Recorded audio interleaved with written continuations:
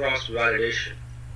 Cross-validation is a method of estimating the expected prediction error. So you need to know that when you implement your model, what is going to be the error rate. So what is important here is you want to know the error rate once you implement your model to solve a problem, or you implement your model in the production setup. Cross-validation is important from that point of view because it gives you an approximate value of the error rate. Okay. Now, once you are ready with your model, with a final model, all you need to know is that what is going to be the error rate once the model gets implemented. If the error rate is low, then you have built a good model. If the error rate is quite high, then you haven't been able to build a good model. Okay. So cross-validation is one method in which you will be able to know the performance of your model even before you have implemented it. Okay. It helps you selecting the best fit model. So when you build model, you probably have several models in place. Models with different methodologies, different algorithms. Whether you are building a regression model or a classification model, you will have several options to choose from. So how do you select the best one? Not just the algo or not.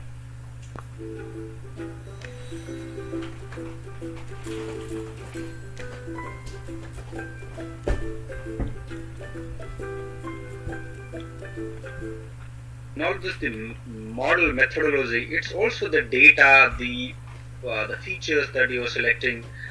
You will have plenty of models in place while selecting the best one out of the options that you have with.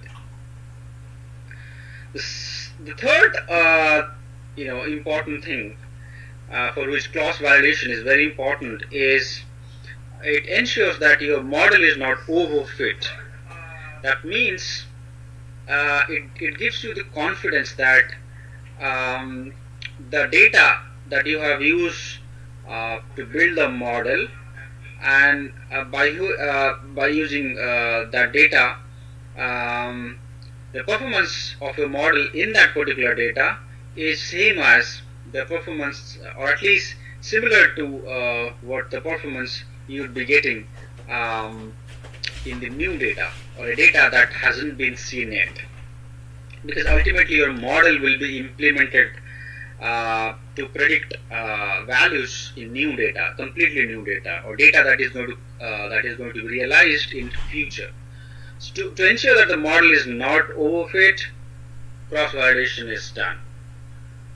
So what are the types of cross-validation that you can actually perform on your model? There are basically four types of cross-validation that you can actually perform. One is the holdout method, the second one is the KFold cross-validation, then third one is the leave one out cross-validation, and the last one is the bootstrap method. So we'll understand these four types of cross-validation one after the other. Let's start with what is holdout method. This is probably the most famous one, the famous cross-validation method.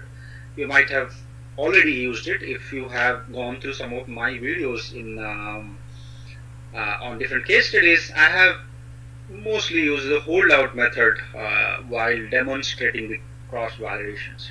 So what you essentially do in holdout method cross-validation is that you divide or you split the data, the sample data, into two types or two subsamples. The first subsample, you call it as a training sample. You use that sample to build a model, and you have another subsample which is not part of the training sample, and you call that as a holdout sample, and you test your model. You test your model in the holdout sample. We also call that as testing sample. If the model statistics are consistent across these two samples, we are confident about the fact that the model is going to Good grammar and spelling are important, but if you want to write essays that inspire, messages that forge brighter connections, and emails that get the job done, you need to think about more than just grammar and spelling. This sentence is grammatically correct, but it's wordy and hard to read. It undermines the writer's message, and the word choice is bland. Grammarly's cutting-edge technology helps you craft compelling, understandable writing that makes an impact on your reader. Much better. Grammarly works where you work, on your computer or your phone. Imagine what you could do with the secrets of the world's best writers at your fingertips, anytime you need them. Are you ready to give it a try? Installation is simple and free. Visit Grammarly.com today.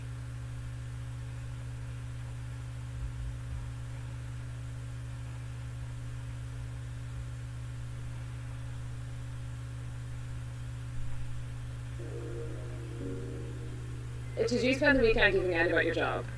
Did you spend time with your friends giving out to them about your job? You never actually chose your job.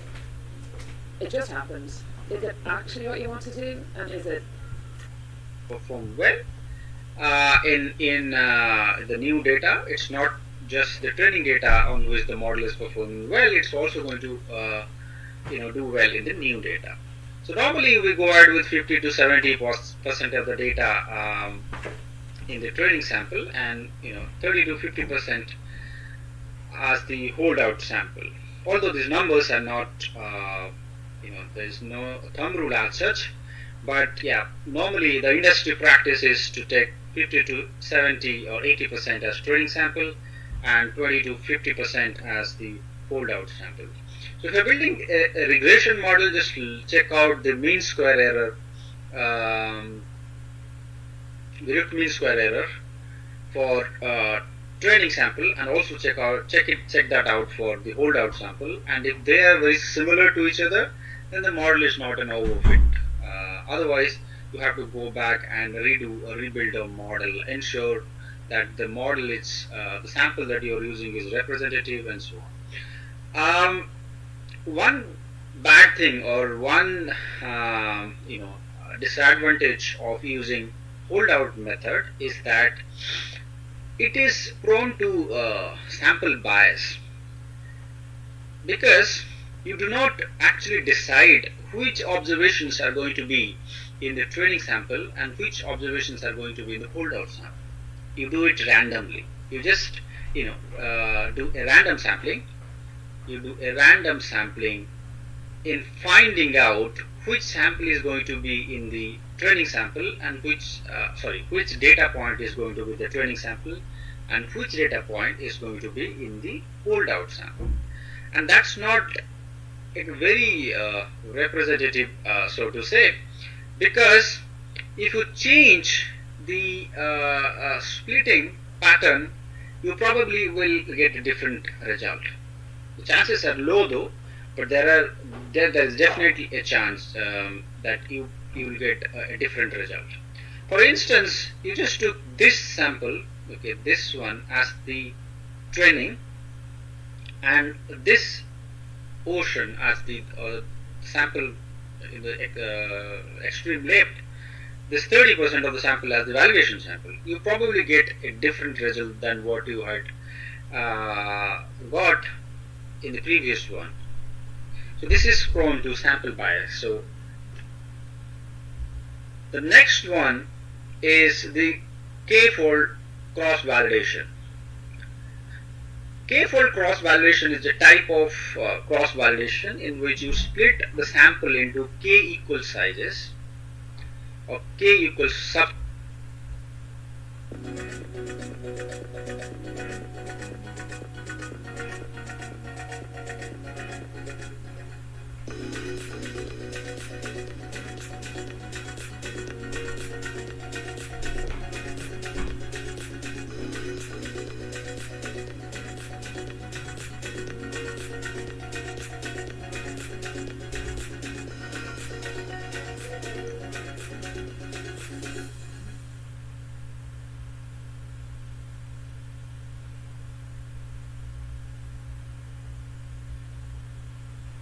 What's the difference between NASDAQ and the New York Stock Exchange? Not sure?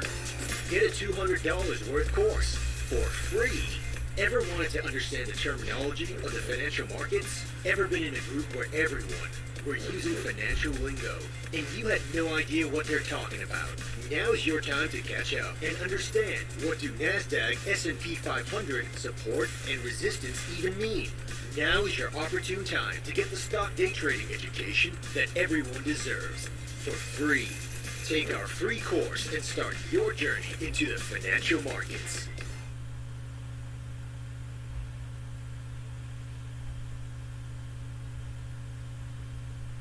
Samples. Let's say and the K can take any number. Okay, it can take 1, 2, 5, 10, any number. In a sample, let's say there are n observation and you have taken k subsamples. So the number of samples or number of data points in each sample would be n by k, n upon k. Okay, so each subsample should have the equal number of observation or equal number of data points. Say for instance k equal to 5. So what you do is that you divide the entire sample and into 5 subsamples, each having n by 5, n upon 5 data points. Okay, and you just take one of the subsample as the validation set, and the rest of the 4 take as the training set, like the way we have done here. This is a training subsample, training subsample, training subsample, but the 4th one is a validation one, and then you take the 5th one as a training sample. So we build a model by using the data for the training samples and use the validation sample to validate it. Okay, so how do we validate it? The way we did in the in the previous slide. We'll use the same root mean square root mean square error. If it is a regression problem, if it is a classification problem, you can actually use accuracy rate to see if it is consistent across validation and training sample. Now that's for one iteration. You have to do it for 5 iterations because the number the validation sample can be any one of these 5 samples. So this is the 4th one, the 4th subsample is the validation here. You can actually take the 5th subsample as the validation as well. Just change it. Okay, this has become validation and this is training. Okay, so now you build a model by including training samples 1, 2, 3 and 4th one, and then you validate it on this particular one, the last sample. Okay, and you keep on changing that, right? So there will be 5 iterations. Validation sample could be this one, this one, this one, or this one, and this one. And every time you will get an error rate, right? When you validate your model, you will get some sort of a error, right? It could be any of these errors, pure modulus of the error, or you are simply squaring it and taking the square root. You are actually using the root mean square error rate. So you will get some sort of an error while doing the validation for each. Jullie moeten er toch voor zorgen dat die spullen gewoon heel aankomen. Een meningsverschil kan gevolgen hebben voor je werk, gezondheid, huishouden en je aankopen. En als je er niet uitkomt, is het fijn als je geholpen wordt. Bij Univ Rechtshulp helpen we je graag bij juridische conflicten of vragen. Goedemiddag, heel veel Wiesma van Univ Rechtshulp. Zo sta je er niet alleen voor. Ga naar univ.nl/rechtshulp of een Univ-winkel bij jou in de buurt. Univ, daar plukt u de vruchten van. Bij Ben Jerry's dromen we altijd over hoe we de beste ingrediënten bij elkaar kunnen brengen. Zoals met onze nieuwe smaak Come Together. Een combinatie van heerlijk Fairtrade vanille-ijs met een explosie van knapperige choco-wafelstukjes en een zachte swirl van gezouten karamel. En als verschillende smaken zo goed kunnen samenkomen, moeten wij dat toch ook kunnen met elkaar? Ben Jerry's Come Together. Of the samples. So the prediction error would be just the average of the error you are getting for each validation set. So if I have k validations, you will get k errors, and you just divide that by k, you will get the average error, which is your prediction error.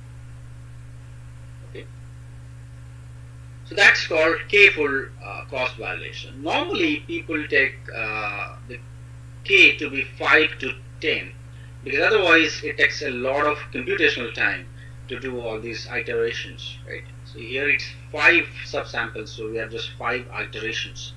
If it is more, it would take a lot more time. The advantage of this particular method of cross validation is that it doesn't matter how the data gets divided. Remember, in the hold out sample model cross validation, we had the problem of how we split the sample. If you change the splitting pattern, you probably get a different result or different prediction error. But in KFold cross validation, it doesn't matter much. So that selection bias will not be there. Selection bias will not be present. Why is it so? So let's go back and understand why is it so. Now remember, in holdout sample cross validation, so the validation set that you are taking is completely different from the training set, right? It's completely different. The data points in the validation set will never be present in the training set. So that's the that's the criteria for holdout cross validation. Whereas here in this case, the validation set is, or the validation subsample is actually changing. So every sample, every data point would be part of training sample and part of validation sample, right? Because validation set can be this one, can be this particular one, can be this split as well, can be this split, and this split. Similarly, a training set can also be, all the splits. So every data point present in the sample will be a part of training data and will also be part of the validation data. Hence, this particular way of cross-validating is free from sample bias or selection bias. The next one is the leave one out cross-validation. It is it's a special case of the KFold cross-validation where k equal to n. So n is nothing but the number of data points in your sample. So when the total number of splits that you are going to have is exactly equal to the number of data points in your sample, we call that as leave one out cross validation. So we'll do pretty much same as what we have done in the KFold cross validation, except the fact that here in this case we do not have a subsample, so to say, as a validation sample. We just have one data point.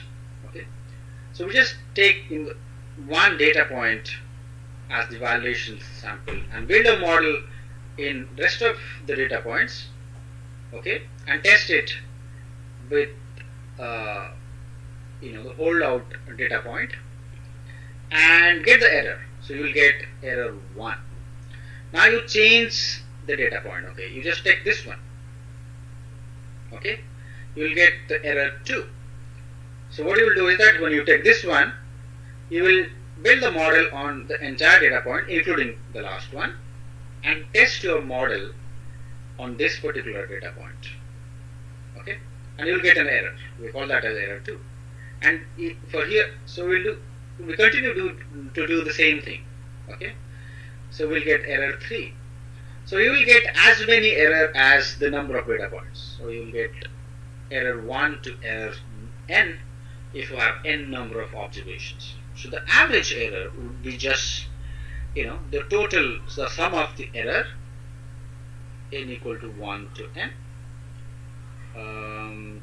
divided by n.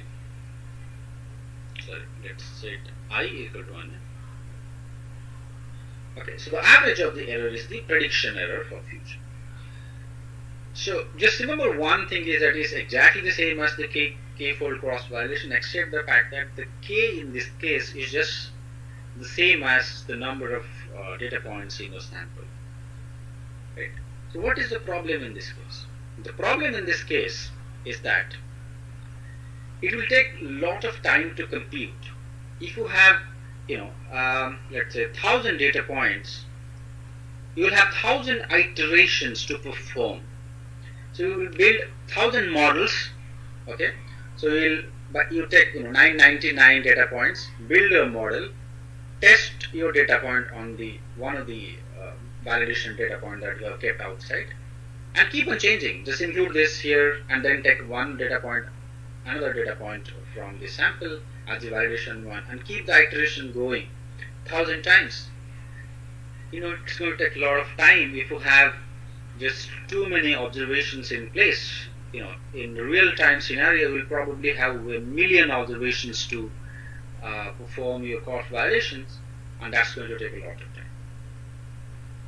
So it's a good way to validate, because you are taking every single data point out from your training data and testing how it's going to predict each observations, which is a very good way to validate, cross-validate rather, but the computation time would be just huge.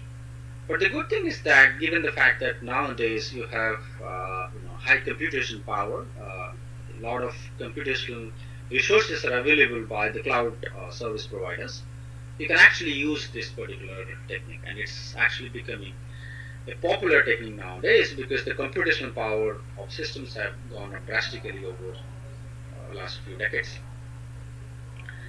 The last one, or the fourth one, is the Bootstrap method. In Bootstrap method, you perform certain steps. So firstly, you randomly draw data sets from the training sample. So you have a training sample, you just randomly draw data points, and each Bootstrap sample, or the sample that you have created by randomly picking data points from the sample, will have the same size as your main sample. For instance, we have a sample, we have got n observation. So what I'll do is that I'll create a Bootstrap sample. I call that as a D1. So I'll take a data point from here, data point 1, and then data point 2. But remember one thing is that you can actually, you select this data points with replacement. That means if you have already taken data point D1, second time when you actually select another data point, D1 could be the one again you would be selecting. That means it's selection with replacement. Okay, so the data points can be selected more than one time. Okay, so the number of data points in Bootstrap sample B1 will also have n data points. Similarly, you can have Bootstrap sample B2, which will again have n number of data points, Bootstrap sample B3 with n data points, and so on. And let's, for instance, you have 100 such Bootstrap sample. So what you again do is that you refit your model. So whatever model that you have built on your training data or the original data, you fit the same model in all this Bootstrap sample data, and then you examine the model. And you examine the performance of the model, you examine the model statistics, and see whether they are consistent across Bootstrap sample or not. If they are consistent, then you have been able to cross-validate your model in a good way. So the pictorial view would be like this: is this training sample, and you selected data points with replacements, and you came up with Bootstrap samples.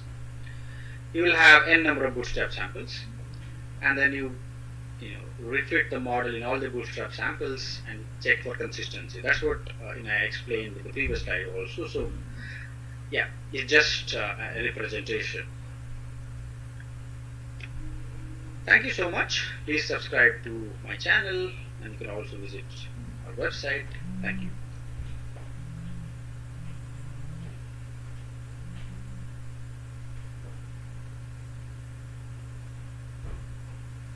StackQuest, check it out. Talking about machine learning, yeah. StackQuest, check it out. Talking about cross-validation, yeah. StackQuest. Hello, I'm Josh Starmer and welcome to StackQuest. Today we're going to talk about cross-validation and it's going to be clearly explained. Okay, let's start with some data. We want to use the very